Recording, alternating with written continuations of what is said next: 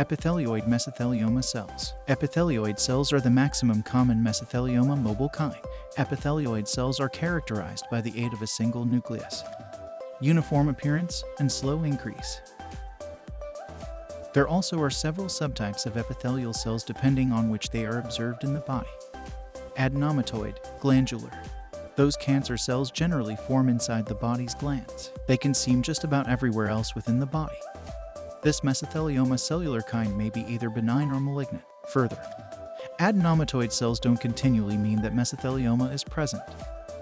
For those reasons, it's critical for sufferers to paintings with skilled mesothelioma experts to get a correct analysis. Cystic. That is a really rare mesothelioma cellular kind, with the simplest 200 reported cases across USA. Due to this, doctors nevertheless do now not fully recognize this most cancers kind. Luckily, these cells are typically benign. In truth, the simplest loss of life has been pronounced from cystic mesothelioma. Deciduous. One of the most competitive epithelioid mesothelioma cellular sorts.